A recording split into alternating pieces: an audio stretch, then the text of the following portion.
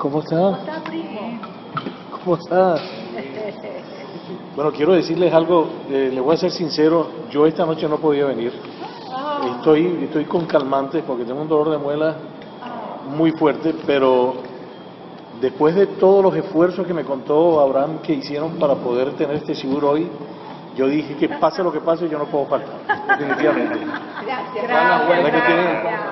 La verdad que tienen un sejud muy grande por el interés por estudiar Torah, por escuchar un shiur de Torah, ¿no? Claro, y por un tema.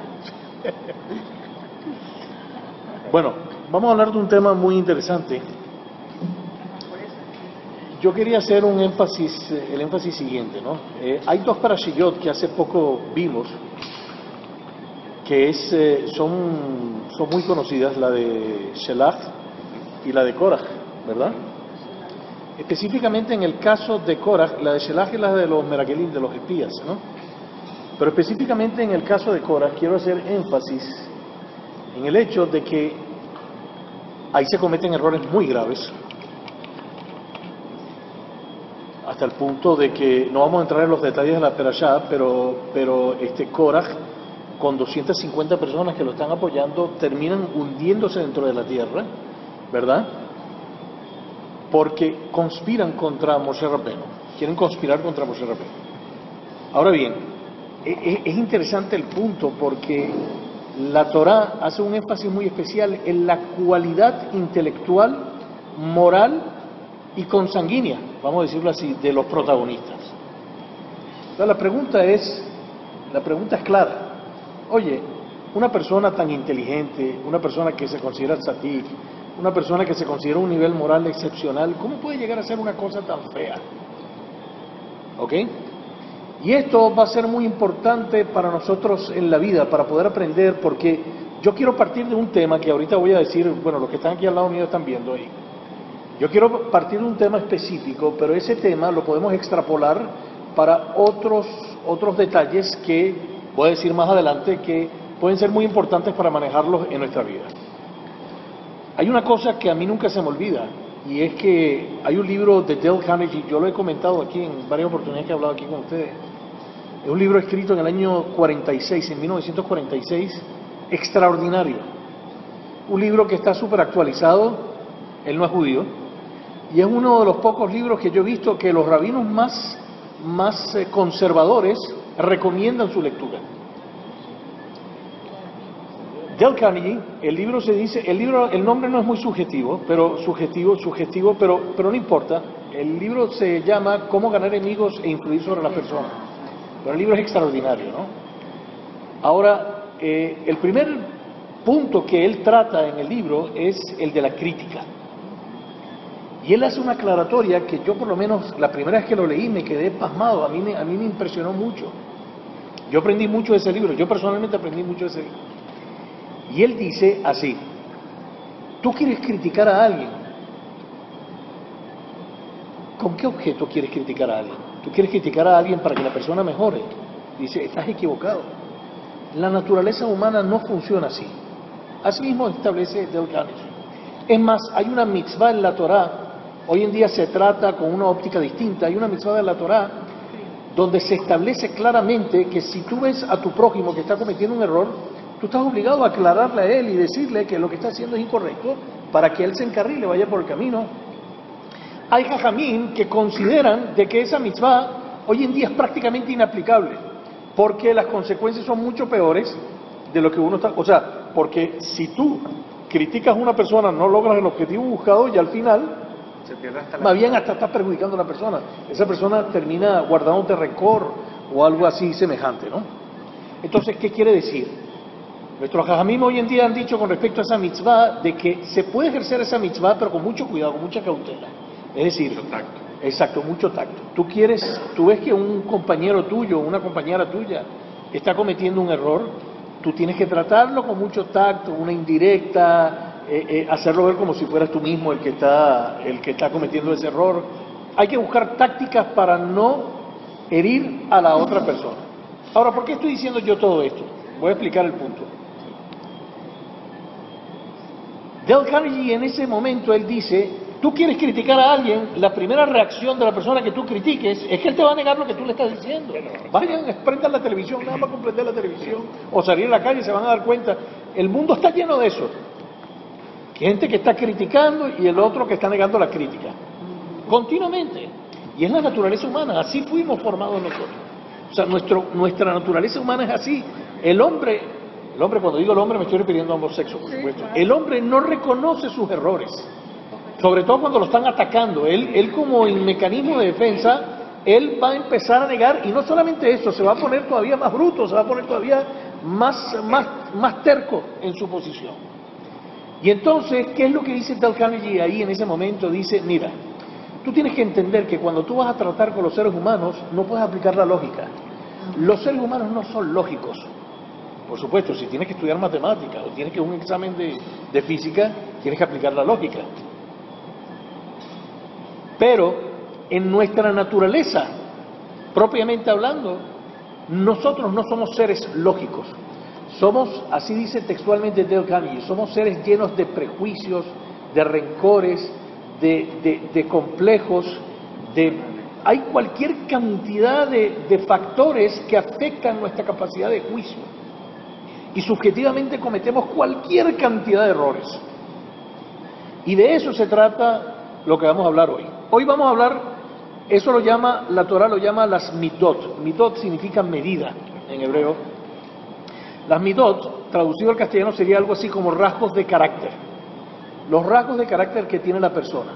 Y es muy interesante entender este punto porque es uno de los secretos, es fundamental en la vida. O sea, saber manejar las mitot significa saber manejar la felicidad, tener un control sobre sí mismo que te puede traer beneficios incalculables. Entonces, hoy vamos a tratar uno solo de ellos, pero vuelvo a repetir, ese solo beneficio, ese solo rasgo que yo voy a hablar hoy, se puede extrapolar a los demás. Y yo voy a hacer una referencia a los demás para que podamos hacer, porque obviamente no tenemos tiempo de tratar otro rasgo de carácter, ¿verdad? Para ello, yo quisiera utilizar la siguiente estrategia.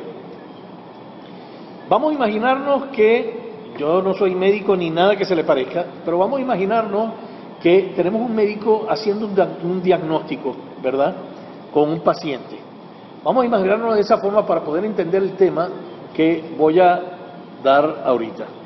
Obviamente, nunca he escuchado a alguna persona que lo plantee de esa forma, pero bueno, va a ser una forma distinta a como ustedes han escuchado, si alguna vez han oído algún shigur que hable sobre las mitot. Bueno, el tema del que vamos a hablar hoy es sobre la envidia.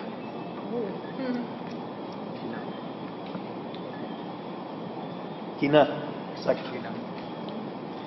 Kiná, en hebreo se llama kiná. Kiná, la envidia. Sí, bueno, lo podrías escribir con capa. La fonética. Exacto. Kiná. La kiná, o sea, la envidia, es uno de los rasgos de carácter, y yo quiero insistir en este punto. En primer lugar, los rasgos de carácter, de acuerdo a la Torah, son energías neutras. Voy a explicarme a lo que me refiero. Son energías neutras que Akadosh Baruj Hu creó dentro de nuestro cuerpo y que son no solamente necesarias, son imprescindibles para poder vivir. Voy a darles un ejemplo. Si no tuviéramos la energía de la kiná, cualquiera de nosotros estaría viviendo en una chocita debajo de un puente y con una antena de DirecTV. Yo lo he visto debajo del puente, no tienen ni siquiera casa y tienen la antenita de DirecTV. Eso es algo de Pantalla plana. ¿cómo que se llama? De replay o ¿cómo que se llama? De Guinness.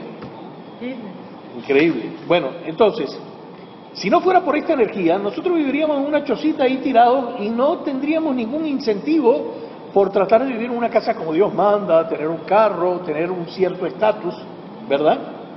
Quiere decir que esta energía es necesaria para vivir. Una persona que no tenga este tipo de energía es una persona totalmente anormal, o sea, tendría que ser una persona, yo no sé, autista o con un problema grave, ¿no? Y esas son energías que creó Akadosh Baruj Hu dentro de la persona, y vuelvo a repetir, son imprescindibles. La Torah, ¿qué dice con respecto a estas energías neutras? Esta energía neutra en esencia es buena. Y ustedes se preguntarán, Bueno, pero ¿qué está hablando este hombre? Está hablando de envidia y me está insinuando que la envidia es buena. Pues sí, esta energía en esencia, ajá, Diciendo en algo, sí, no necesariamente tendría que ser envidia la que te hace crecer en esos términos, ajá, sino tal vez la ambición. La ambición. sí, bueno, la ambición también puede ser una cualidad negativa. Ya vamos a entrar en el punto. Sí, hay una mezcla, seguro. Para no vivir en una choza se necesitan varios rasgos de carácter, se necesitan varias energías neutras, pero una de ellas es esta, y voy a explicar por qué. Sigo con el punto. Esta energía neutra, concretamente, según la Torá, tiene un origen único. El origen es Akadosh Baruj Hu, por lo tanto, necesariamente tiene que ser buena. Esencialmente, la envidia es buena. Ahora, ¿con qué se come eso? ¿Cómo es eso que la envidia es buena? Primero vamos a analizar, vamos a hacer un análisis patológico de este problema, ¿verdad? Y vamos a primero analizar los factores externos de la envidia. Cada vez que tú te levantas en la mañana, empezando por mí, vas a encontrar personas que son más bellas e inteligentes, corpulentas que uno. Tú vas a encontrar gente que es mejor que tú. O sea, desde el punto de vista físico, vas a encontrar cualquier cantidad de personas que son mejor que tú. Un segundo factor que yo pongo aquí, vas a encontrar personas que tienen más posesiones que tú. O sea, si tú te crees que tienes abultada tu cuenta bancaria, bueno, te puedes cansar de contar personas que van a tener muchísimo más dinero del que tú tienes, a pesar de que hayas trabajado toda tu vida, ¿verdad? No solamente eso, te levantas en la mañana y te vas a encontrar frente a un mundo, porque así es el mundo donde nosotros vivimos, y eso es inevitable, esos son factores externos que tú no puedes manejar, no tienes absolutamente control sobre esos factores, ¿de acuerdo? Otro factor es que tú vas a encontrarte con que hay personas que van a recibir cabot, van a recibir honores, cuando tú en realidad tú te mereces. O sea, típicamente cuando yo iba al cine, yo me acuerdo que todas las películas de detective era típico, siempre era el mismo final. El detective lograba resolver un caso súper complicado y el programa terminaba al final que salía el comisionado de la policía hablando como si él fuera el que tenía todos los créditos, y el otro pasaba desapercibido y se iba afuera. Todas las películas terminaban igualito, ¿no? O sea, como dando a entender de que a este que no hizo absolutamente nada, le dan todo el cabot, y a mí, que yo fui el que me fajé trabajando, que resolví el caso, que me hirieron, que me hicieron de todo, ni me paran, ni siquiera me tomaron en cuenta, ni siquiera me subieron el sueldo. Imagínate tú. No sabes para quién trabajas. Exacto. Entonces, fíjate, eso también uno lo ve. Aunque estamos hablando de aquí de temas profanos, pues por ejemplo con el premio del Oscar, yo me acuerdo que yo me fijaba en el premio del Oscar, de repente había un año que yo vi una película que era buenísima, una maravilla, y de repente le daban el premio a una película que no valía para nada, o sea que no es que no valía para nada, pero al lado de esta no tenía nada que ver y le daban el premio al otro, ¿no? O sea, esas disparidades en cuanto al cabot las vas a ver continuamente. Ahora, yo les hago la siguiente pregunta. Aparentemente, cuando una persona le radican una enfermedad, cuando una persona tiene una enfermedad, aparentemente, la causa de esa enfermedad radica en los factores externos. Por ejemplo, una persona que tiene una gripe, ¿verdad?, es producto de un virus que se introdujo en el cuerpo de la persona y le produjo la enfermedad. Aquí aparentemente da la impresión que lo que causa la envidia son estos factores externos, pero vamos a dejarlo ahí. Diagnóstico. Vamos a hacerle un diagnóstico a este paciente y vamos a analizar los síntomas. Si tú comienzas a ver una persona que tiene más que tú y eso te hace sentir mal, o sea, tú te sientes incómodo porque tú ves, o sea, eso yo lo oigo todos los días, o sea, y el que no quiera reconocer de que ha sentido alguna vez en su vida envidia, pues mira, lo felicito. Pero no pertenece a este Olam, por lo menos por lo que yo, a este planeta no pertenece, ¿no? Y eso tú lo ves, nadie te va a decir, yo la verdad que envidio a fulano de tal, te lo dicen así en forma jocosa, pero nadie va a reconocer, la gente es inteligente, nadie va a reconocer de que está en un complejo de inferioridad o que siente envidia por alguien, sino que tú tú te das cuenta cuando una persona dice, te tira comentarios como esos, ay, yo que tengo toda la vida trabajando, yo lo que tengo es un apartamentico de 80 metros. Claro, él no te está comentando que su mejor amigo tiene un apartamento de 400 metros. Pero tú te das cuenta que hay un problema ahí, ¿no? Y él hasta hace cosas que están totalmente fuera del lugar para mudarse de apartamento, porque él se siente en una situación desesperante, no puede seguir viviendo en esta situación. Que todos sus compañeros tienen grandes apartamentos y él sigue viviendo en un apartamentico chiquito, o que este tiene un carro último modelo. Bueno, ahorita aunque quiera no lo puede comprar, ¿no? Pero tiene un carro último modelo y entonces yo quiero equipararme a la misma situación que están mis compañeros. Otro síntoma del que estamos hablando es si te incomoda que a otro le den caboto. Tú lo ves muchas veces cuando tú estás dentro de tu entorno, tú estás en tu trabajo, y de repente le dan un reconocimiento a un compañero de trabajo que en realidad no se lo merecía. Y tú, que te esforzaste y todo, no te hicieron nada. Bueno, en las películas estas detectivas aparentemente el hombre se va tranquilo y no le importa, ¿no? Pero si tú ves que le importa, ¿verdad? Eso es Hollywood, exacto. Pero si tú ves que le importa es porque evidentemente esta energía está haciendo de las suyas, ¿verdad? Otro caso es cuando tú deseas más cosas de las que en realidad necesitas. Cuando tú ves que una persona está continuamente inconforme, cambia de carro continuamente, está cambiando de casa, se compra demasiada ropa, está continuamente tratando de obtener y obtener y obtener, ¿verdad? No necesariamente esa tiene que ser la señal, pero hay una señal aquí evidente. Dice, tú puedes evaluar de que aquí hay síntomas de que esta persona está sufriendo de envidia. Ahora, todo esto está basado en la Torá, lo que estoy diciendo ahorita. ¿Cuáles son los efectos de la envidia? Los efectos de la envidia, y así lo dice Ravseli Plishkin, es que la envidia es una enfermedad psicosomática. ¿Qué quiere decir psicosomática? O sea, cuando la mente influye sobre el soma, sobre el cuerpo. Psicosomática. Es decir, te puede llegar a perjudicar e influir sobre tu salud. Y tú ves que la gente se enferma. Yo me acuerdo de ver una persona, o sea, un vecino, una señora pobrecita, vecina mía, y me acuerdo porque yo la escuchaba, estaba al lado mío y yo la escuchaba, esa mujer llorando todas las noches. Duró 2 años. 2 años duró en ese plan.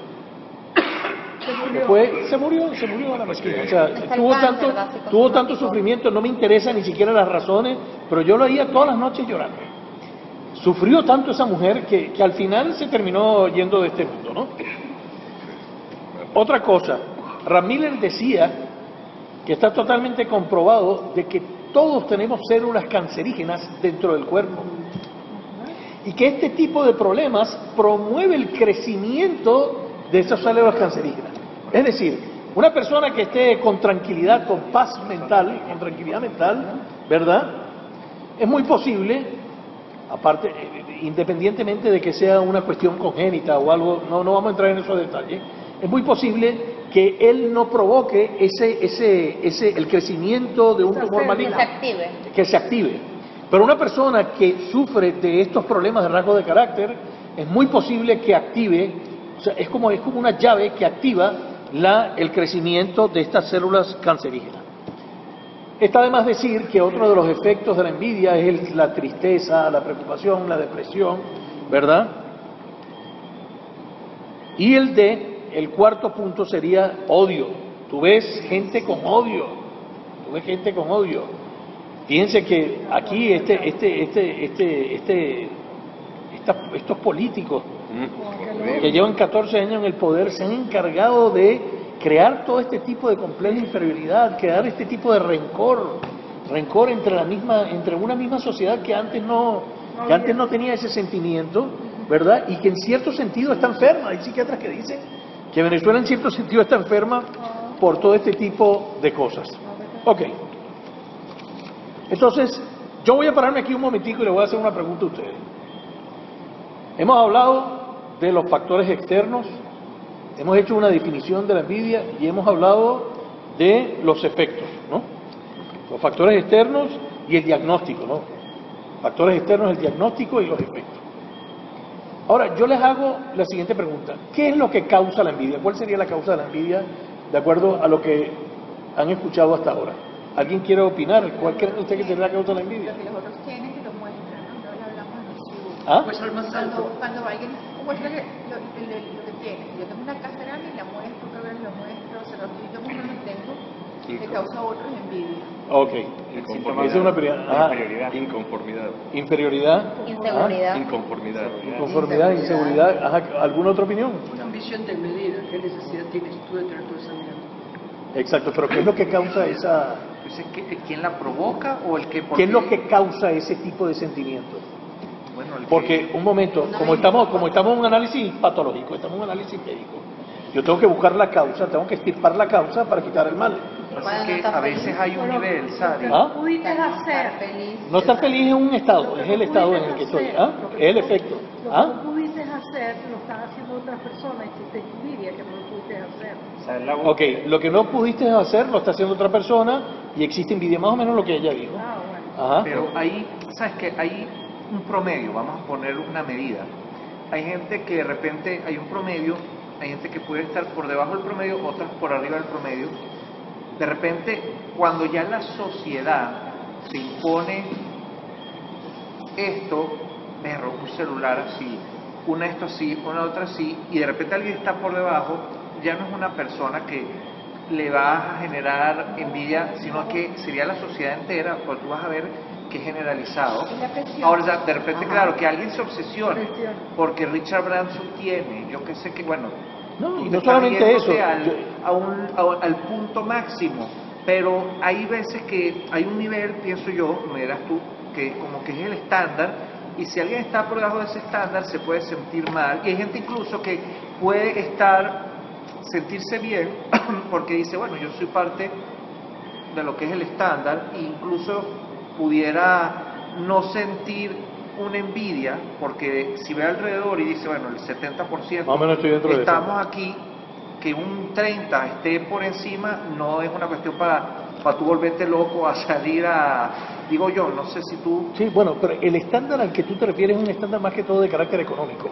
la sociedad a veces Socioeconómico, impone. pero el problema, vamos a suponer que uno sea un poquito feo. Es que se no hay puede forma. erradicar desde la niñez. Exacto, pero vamos a entrar en el siguiente detalle. Ok. Fíjense ustedes, aquí se han dado varias opiniones, pero yo quiero insistir en algunas opiniones que se dieron, que me insinúan que los factores externos son la causa de la envidia. Señores, eso puede ser en la universidad, que puedan estudiar y pueden llegar a esa conclusión, pero en la Torá seguro que eso no es así, y es un error grave. De acuerdo a la Torá, es un error grave, y vamos a explicar por qué. Aquí vamos a decir un secreto que es muy importante para la vida. Señores, hay una cosa que es muy importante que uno tiene que tener en su vida, y esa es la bandera de la Torá por sobre todas las cosas. La Torá insiste en que tú no puedes depender de los factores externos, por una razón muy sencilla, porque no tienes capacidad de control. Tú no puedes evitar que ahorita cuando salgas a la calle, mismo en este lugar, haya gente más inteligente que tú. Eso no lo puedes evitar, que como dicen, Tetón, va usted a matarle. ¿Entiendes? Se han dado caso. Tú no puedes, sí, seguro. Tú no puedes evitar, por ejemplo, ¿verdad?, que haya gente más bonita que tú. Eso es totalmente inevitable, aunque te hagas 20.000 cirugías, no hay forma de evitar eso. Hay personas que nacen con un rostro angelical, que bueno, que no hay forma de poder, no hay forma de poder igualarlo. Exacto. Entonces, tú tienes que partir primero de esa realidad, y tú tienes que entender que si tú crees que la causa, y cuando digo la envidia me refiero a todos los rasgos del carácter, que si tú crees que la causa de la envidia está en los factores externos, cometes un gravísimo error. Y yo voy a referirme a qué punto. Para la Torá, la verdadera causa de la envidia y de todos los rasgos del carácter está aquí, en los pensamientos. Y partimos de la siguiente premisa: los hechos que ocurren a nuestro alrededor son totalmente neutros, y tú tienes la capacidad de interpretarlos en forma positiva o interpretarlos en forma negativa. Eso es una capacidad que te dio Akadosh Baruj Hu, una capacidad que tiene tu mente.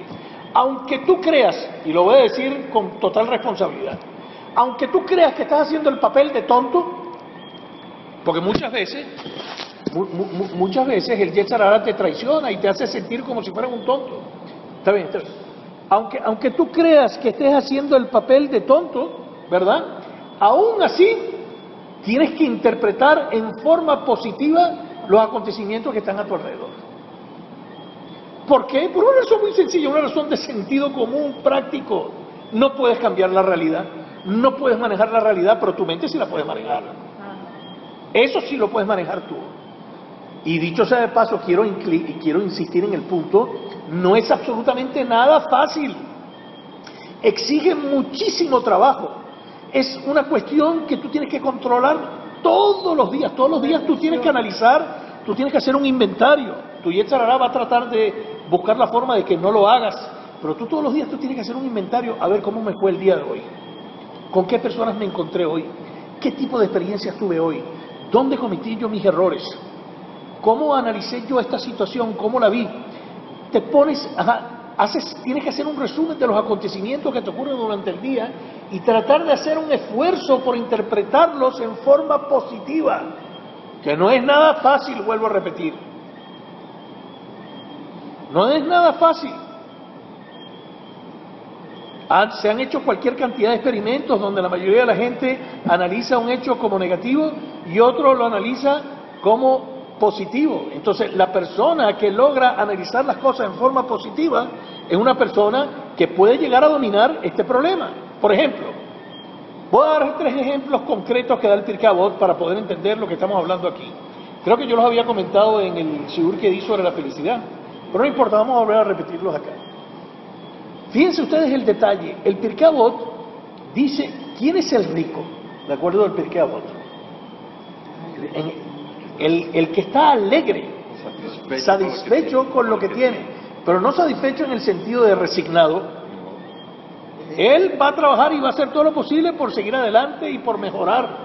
Pero él lo que tiene, él considera, dice, esto fue lo que tú me diste, Akadosh Baruj Hu, gracias, sentirse agradecido con Hashem, porque esta fue la parte que me tocó. A mí me tocó un apartamentico de 80 metros, pero mira, me tocaron unos hijos que son unos diamantes, o me tocó una esposa extraordinaria.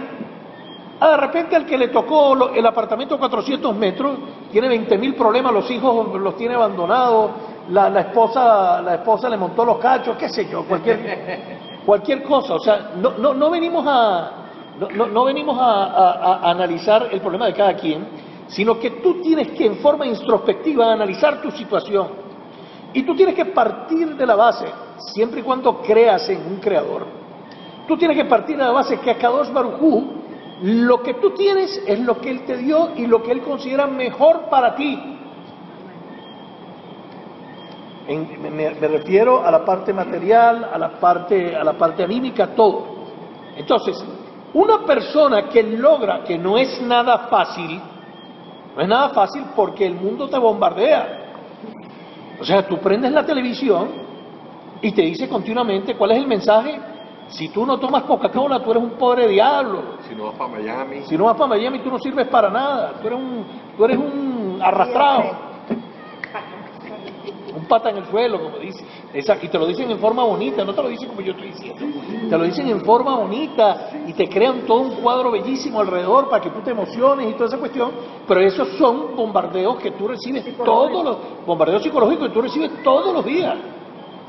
Y te hacen cada vez más difícil dominar esta cualidad de la que estamos hablando, de sentirte feliz con lo que tienes.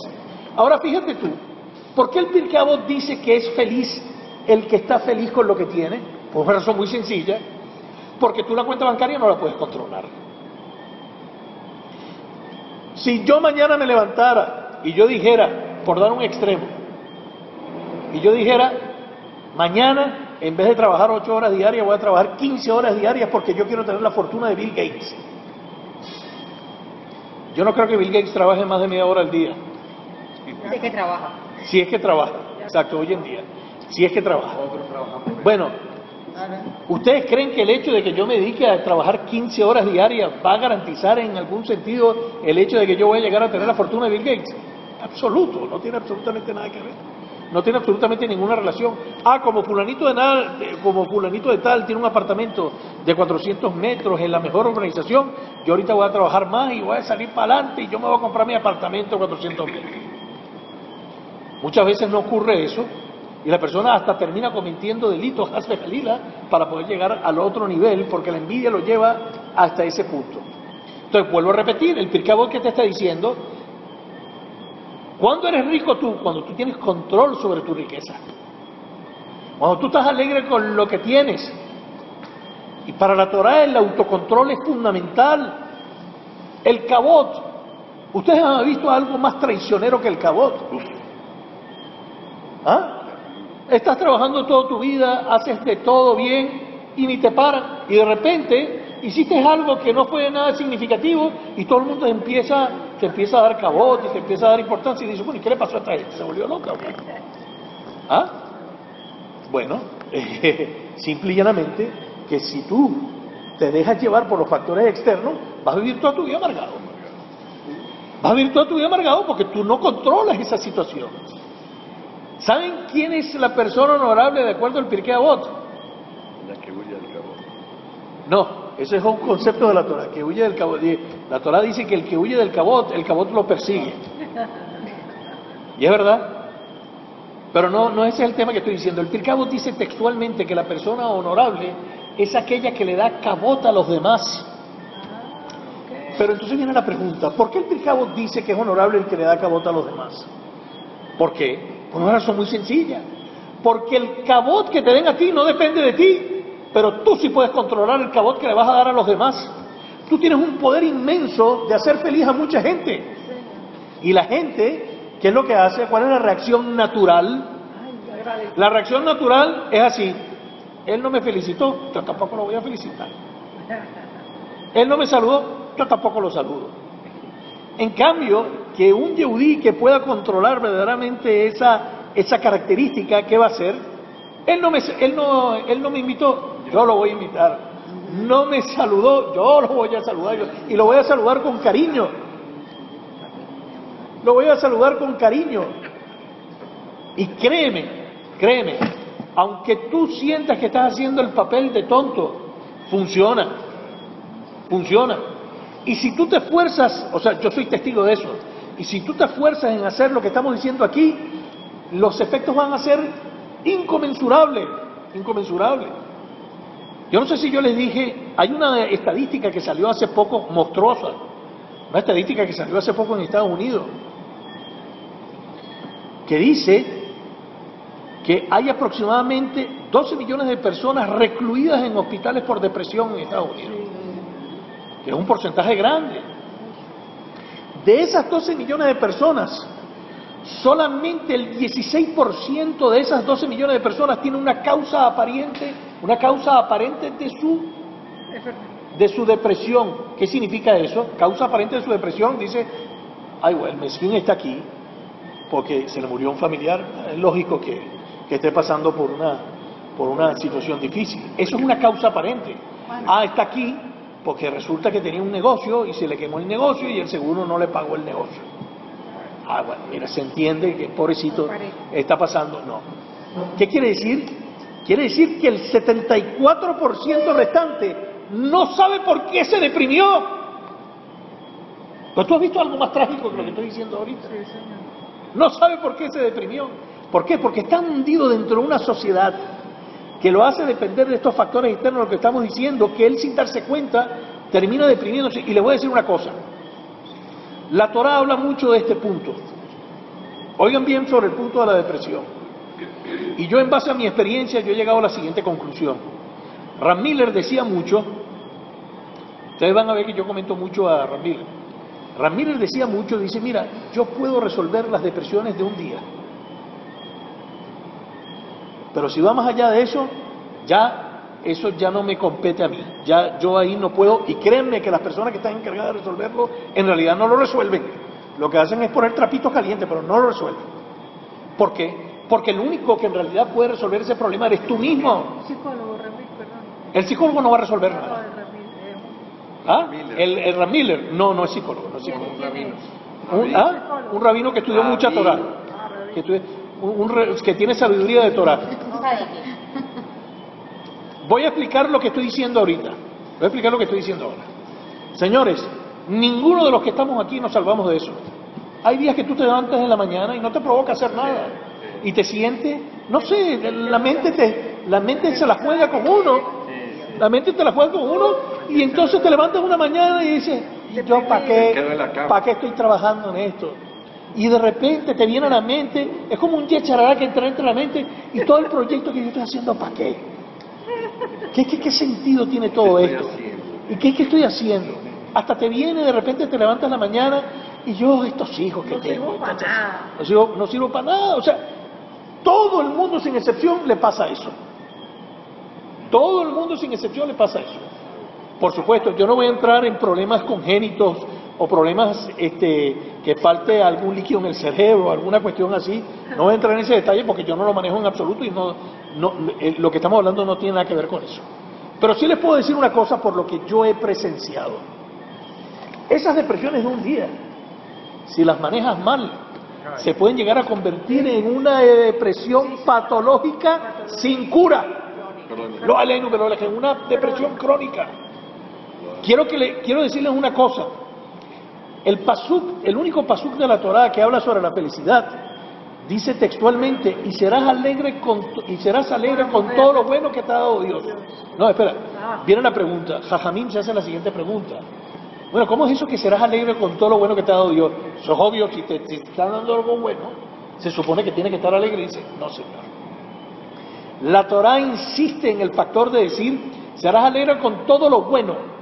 El hecho de que te den algo bueno no necesariamente significa que tú vas a estar alegre. No solamente eso, Rapliskin ha dicho en repetidas oportunidades, que hoy en día la gente se ha acostumbrado a ser triste. Hazme Jalila. La gente está acostumbrada a ser triste.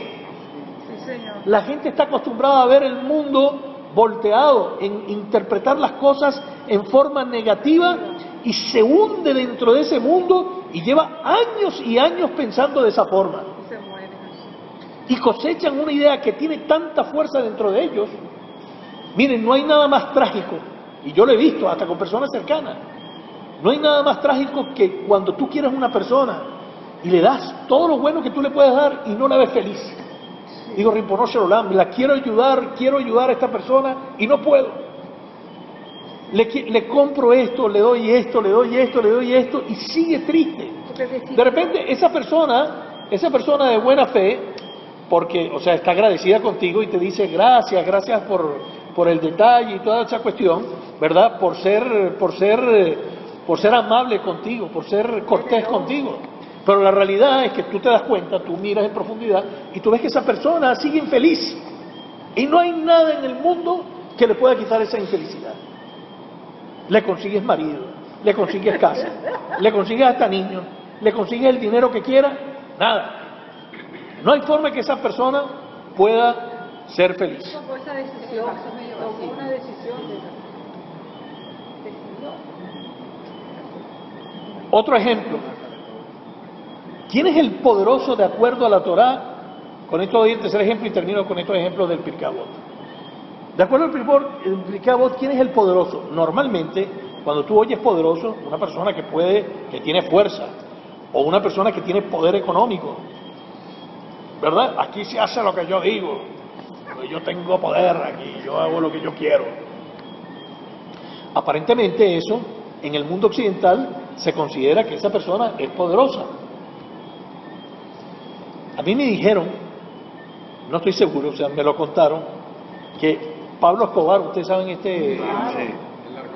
el narcotraficante el sacerdote. me dijeron que cuando él era joven, él se había fijado una meta de ganar $1 millón teniendo unos 20 y pico de años, no me acuerdo exactamente cómo fue la cuestión. El caso es que ya se estaba acercando la edad y él todavía no había logrado obtener el $1 millón. ¿Qué hizo? Tuvo que matar a 2 personas, los mató y logró tener su $1 millón. Mató a 2 tipos para poder llegar a la meta que él quería. ¿Me entiendes? Sicario, una cosa de esa. Contratar para matar a esa, aquí está, ya tiene $1 millón.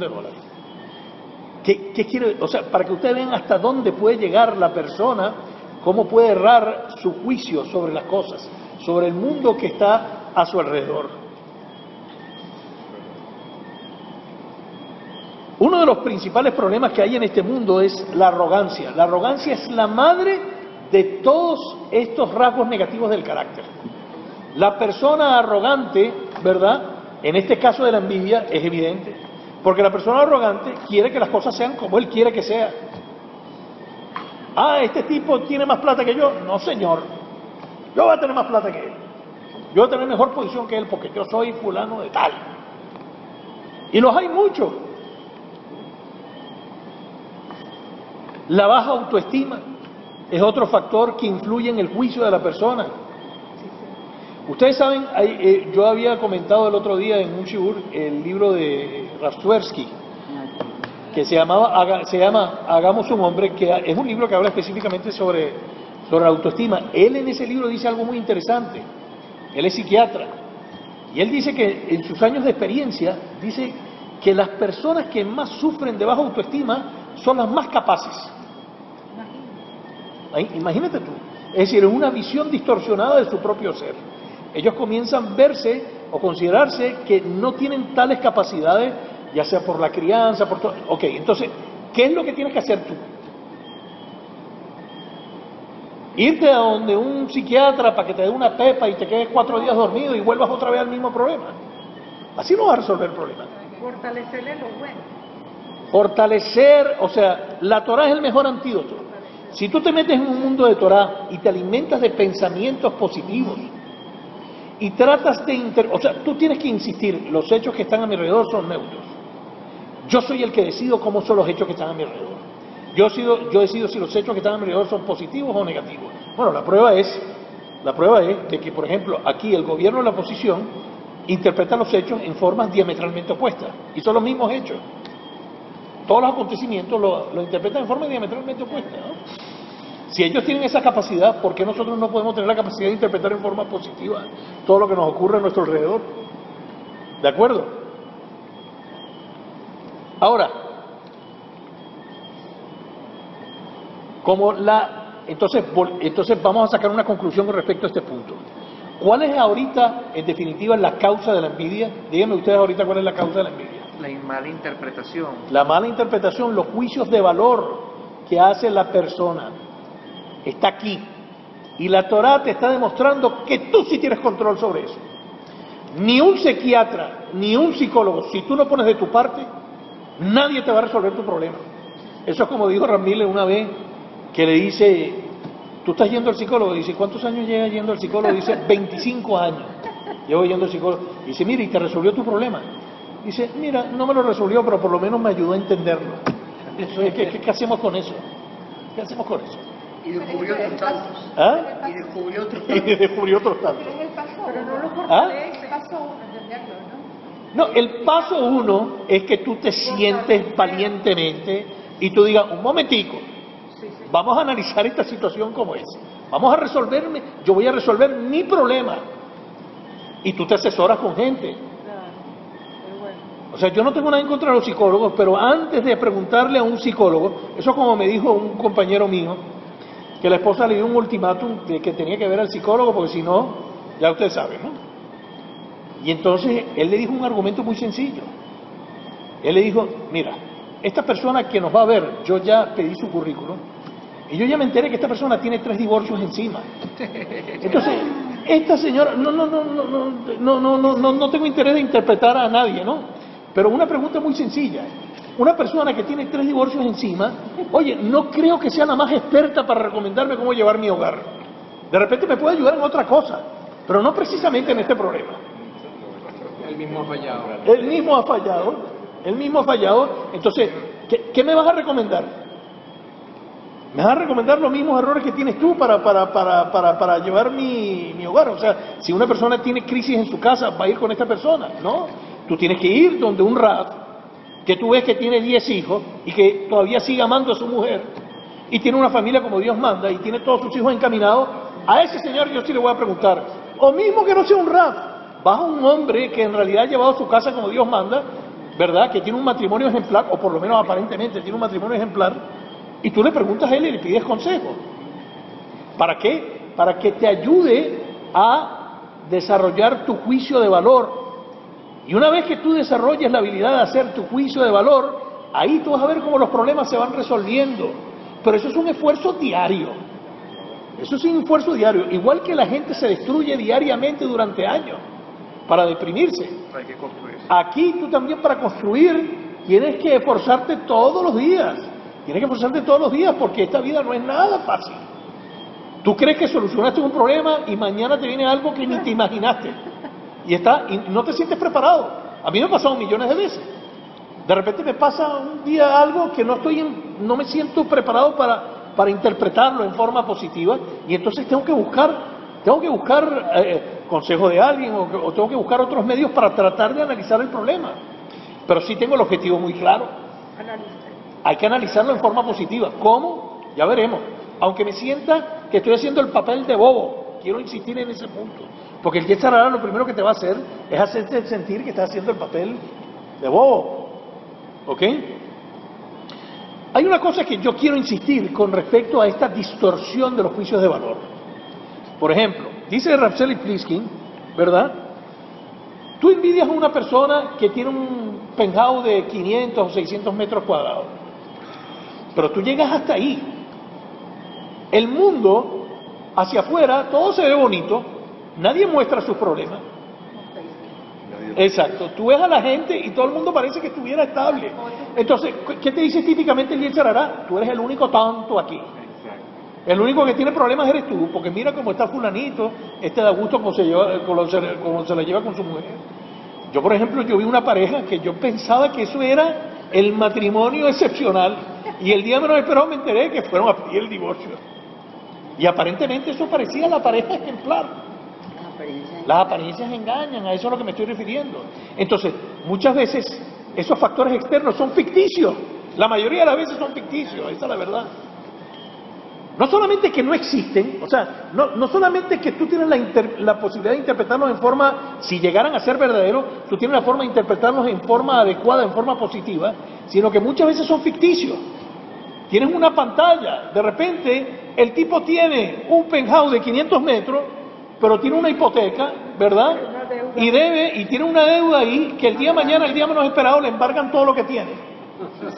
Y está amargado porque todos los días lo llaman, la mujer lo quiere dejar porque los cobradores están llamando a la casa, no lo dejan tranquilo y toda esa cuestión. Pero tú no miras eso.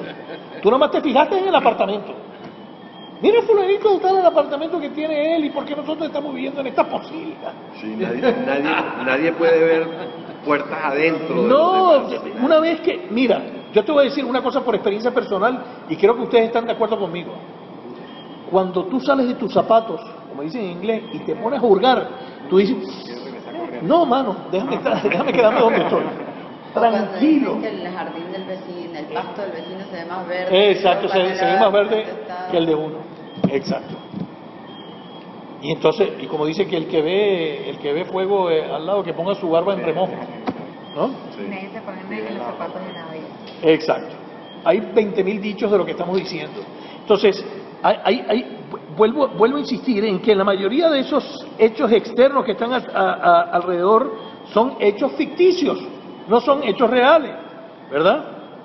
La Torah dice concretamente que aquella persona que incrementa en posesiones, incrementa en preocupaciones.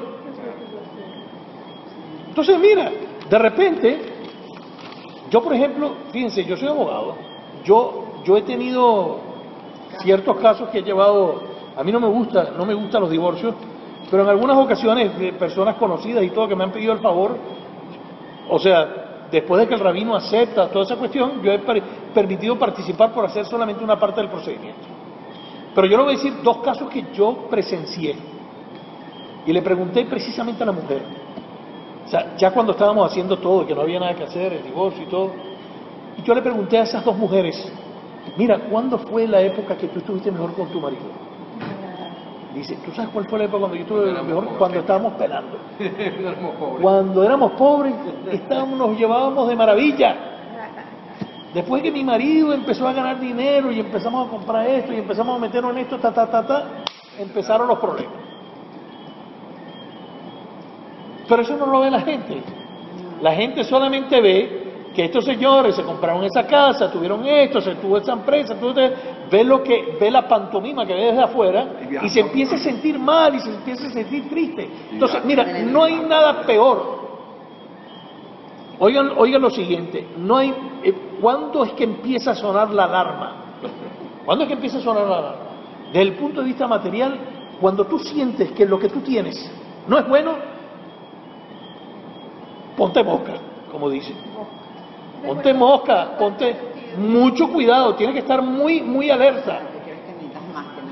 Cuando tú sientes que lo que tú tienes no es bueno, que no es suficiente, y eso te hace sentir mal, ahí tú sabes que esa energía está activándose. Ese es un síntoma de lo que estamos hablando aquí. Y entonces tú tienes que, porque tú toda la mañana te vas a levantar para trabajar. Y quién sabe, mira, las personas que han hecho fortunas que yo he oído muchas personas que me han dicho, mira, yo durante 20 años viví en un apartamentico de 40 metros cuadrados y el año 21 hice una fortuna inmensa y ahora tengo casa aquí, tengo casa allá, tengo todas las comodidades del mundo, pero el hombre estuvo 20 años con su apartamentico de 40 metros y trabajando 10 horas diarias y no montaba cabeza, como quien dice, hasta que la pegó. Exacto. Hasta que la pegó. Entonces, ¿qué pasa? De acuerdo a la Torah, ¿qué es lo primero que te va a decir un rabino serio? De acuerdo a la Torah, que te va a decir, trata de sentirte bien con lo que tienes, con lo que te dio Akadosh Baruj Hu, con tu familia, con tus bienes, con lo que tienes. Eso no quiere decir que seas conformista, que no deseas tener más. Si en forma sana, tú puedes desear tener más, pero tú tienes que tratar por sobre todas las cosas de ser feliz con tu entorno, con lo que tienes a tu alrededor. Exacto. El Pirkei Avot dice textualmente que la envidia, el deseo desenfrenado y el kaas, o sea, la ira, sacan a la persona de este mundo. ¿Por qué dice que sacan a la persona de este mundo? ¿Por qué? Porque la envidia puede hacer que tu mundo, el mundo donde tú vives, se convierta en un infierno. Que termines odiando a tu familia, que termines odiando tus posesiones, que termines odiando todo lo que tienes. Odiando, perdón. No, lo dije sin jota. ¿Ok? Odiando. ¿Ok? Entonces,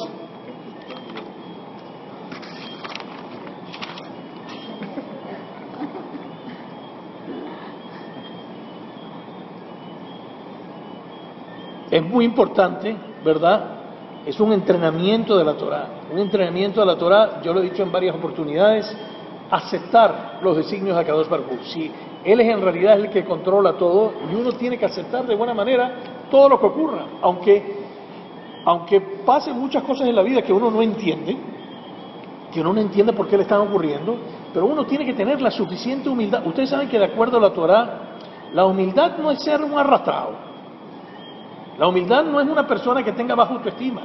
Ustedes saben que Rav Twersky decía que para poder llegar al nivel de anabá, de humildad, si tú pones del 1 al 10 el nivel de autoestima, la autoestima tiene que estar en el número 10. Es decir, una persona que sabe lo que vale es una persona que se puede dar el lujo de ser humilde. ¿Cómo vas a amar a otra persona si no te amas a ti? Exacto, empezando por ahí. Eso es un factor fundamental. Tú ves que las personas que están inseguras de sí mismos se molestan por cualquier cosa que está a su alrededor. Todo le molesta. Todo lo que está a su alrededor termina molestándole. Empieza a exigirle a los demás lo que no pueden dar. Ok. Vamos a la parte final de la conferencia.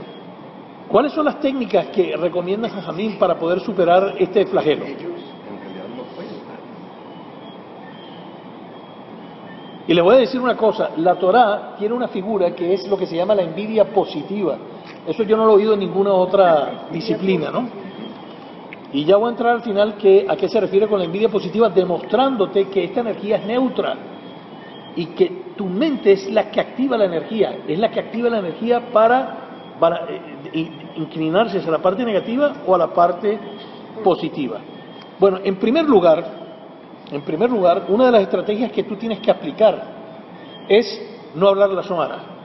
No porque sea una verada de la Torah.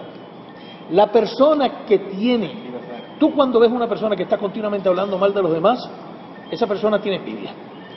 Es una señal que es una persona envidiosa. Él nunca te lo va a decir, o ella nunca te lo va a decir. Pero tú ves una persona que está continuamente hablando la Shon Hará, esa persona, si es envidiosa, está alimentando, pero de maravilla, su envidia. Quiere decir que es totalmente contraproducente mantener una conducta de esa naturaleza.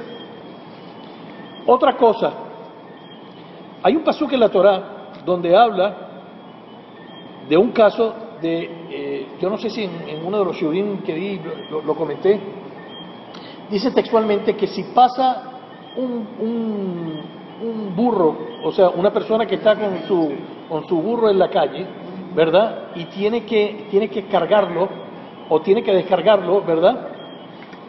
Hay una mitzvah de ayudar a esa persona. Hay una diferencia entre cargar y descargar. Bueno, vamos a entrar aquí en el detalle. A lo que me quiero referir es una cosa. La Torá evalúa en un nivel mucho mayor, si a la persona, o sea, vamos a suponer que tenemos dos escenarios. Una persona que está cargando su burro, que está aquí, que es una persona desconocida para ti, y de este lado tienes otra persona que está cargando su burro, que es tu enemigo. La Torá que te dice, ve a donde el enemigo. ¿Por qué? ¿Por qué? Porque aparte de hacer la mitzvah de ayudar al prójimo, estás haciendo una mitzvah contigo. Estás trabajando contigo mismo. Estás dominando tu carácter. Ese es el poderoso de acuerdo a la Torá. No lo había dicho, se me había olvidado decirlo. El poderoso de acuerdo a la Torá no es el que puede levantar un gran peso o el que tiene grandes posesiones económicas. No, es el que puede dominar sus instintos. Y es factible. No es nada fácil, pero es factible. La Torá dice que tú tienes ese poder. Tú tienes el poder de ir a una persona que haya sido enemigo tuyo y saludarlo y darle una sonrisa. No tienes por qué ser amigo de él, pero por lo menos saludarlo y darle una sonrisa. Y eso amerita un gran esfuerzo. No es fácil, ¿no? Amerita un gran esfuerzo, pero es un nivel muy alto. Ahora, una de las cualidades para poder dominar la envidia, una persona que llega a dominar la cualidad de ayudar a su enemigo, es una persona que va a ser muy difícil que envidie. Y ese ejercicio tenemos que tratar de hacerlo continuamente. Tratar de ayudar a alguien, tratar de ayudar al prójimo, tratar de ayudar al prójimo continuamente, ¿verdad? Especialmente si es tu enemigo. Otro factor, dicen por ahí que las mujeres no tienen obligación de estudiar Torah. Mentira. Las mujeres lo que no tienen obligación es de estudiar Gemara. ¿Por qué? Porque en la Gemara lo que se hace es más que todo un ejercicio intelectual que aparentemente parece que no llevará a nada. Lo que llamamos técnicamente el pilpul. Es decir, agarramos un problema, lo desarmamos y después lo volvemos a armar. Es decir, es un esfuerzo intelectual que tú haces. Es como si estuvieras jugando un rompecabezas que ya está hecho. Tú quitas las piezas y después vuelves a otra vez a armarla. La mujer no se puede hacer ese lujo en la Torá. No puede perder ese tiempo. El hombre sí. La mujer tiene funciones más importantes que hacer en la vida, ¿verdad? Pero ella sí tiene obligación de estudiar Torá. Ella tiene la obligación de estudiar las halajot de cómo llevar un hogar judío. Tiene las obligaciones, y eso amerita mucho tiempo de estudio. Tiene obligación de estudiar las leyes de Tahara Mishpachá, de pureza familiar. Tiene la obligación de estudiar cualquier cantidad. Ella es la casa, ella es la base del hogar. Sin la mujer no hay hogar judío, no existe hogar judío sin la mujer. Es la base del judaísmo. Entonces, ella más que todo, desde el punto de vista práctico, es la que más tiene que estudiar Torá. La Torá está llena de mensajes que lo llevan a uno a analizar el mundo que está a tu alrededor en una forma positiva. Y de esa forma tú vas a poder dominar esta energía de la que estamos hablando aquí.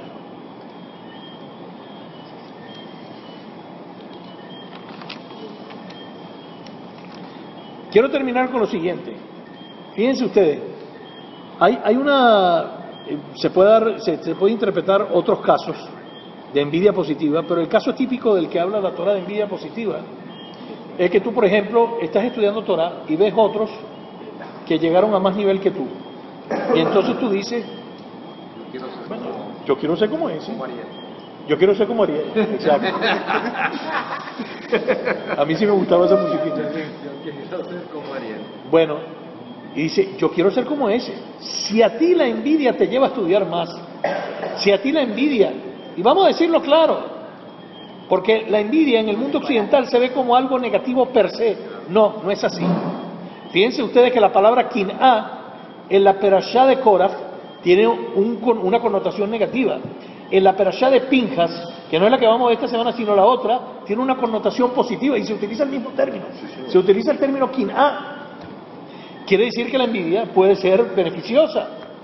Si a ti la envidia te sirve para ser mejor esposa, que tú ves que tu compañera trata muy bien a su marido y dices, ah, bueno, pero si ella trata muy bien a su marido, yo también puedo ser como ella, yo también lo voy a hacer. Si a ti la envidia te sirve para ser mejor mamá, ¡cola acabó! El espíritu de superación. Si el espíritu de competencia puede ser bueno siempre y cuando no te traiga tristeza, ni te traiga frustración, ni te traiga... Todas esas cosas son buenas.